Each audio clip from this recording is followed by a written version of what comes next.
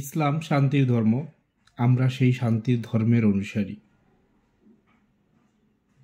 কিন্তু আমরা সেই শান্তির ধর্মের অনুসারীরা আজকে নিজেদের মধ্যে মারামারি করে আমার এক ভাইকে, আমার এক বাবাকে আমি হত্যা করছি। কিসের জন্য করছি? ইসলামের জন্য? ইসলাম প্রতিষ্ঠার জন্য? মোটেও না। আমি করছি, এক গ্রুপ করছি হজরত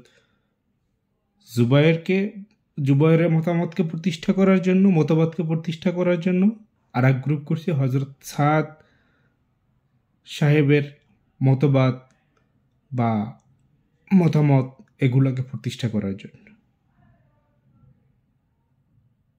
কেন করছি এগুলো করে আমরা ইসলামের কতটুকু উপকার করতে পারছি? আজকে যে ইজতেমা মাঠে এতগুলো লোক শহীদ হইল, এতগুলো লোক মারা গেল, এটা দিয়ে ইসলামের আসলে কতটুকু কি উপকার হলো? এই যে আপনারা একটা গ্রুপ আর এক গ্রুপকে ইজতেমা মাঠে জায়গা দিবেন না বলে মাঠ দখল করে বসে আছেন, এই মাঠ দখলের মাধ্যমে আপনারা ইসলামের কতটুকু উপকার করতে পারলেন? আর অপর গ্রুপ যারা মাঠের দখল নিতে গিয়ে এই হামলার শিকার হলেন বা হামলা করলেন, আপনারা বা ইসলামের কতটুকু উপকার করলেন?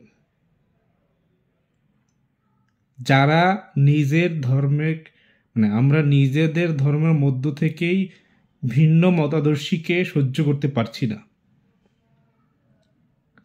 তারা কিভাবে অন্য ধর্মের একজন ব্যক্তির কাছে বা আমার অন্য ধর্মের একজন বন্ধুর কাছে আমরা গিয়ে দাবি করব, দেখ বন্ধু, আমার ধর্মটাই হচ্ছে শান্তির ধর্ম? পারবেন এখন গিয়ে দাবি করতে যে আপনার ধর্ম শান্তির ধর্ম?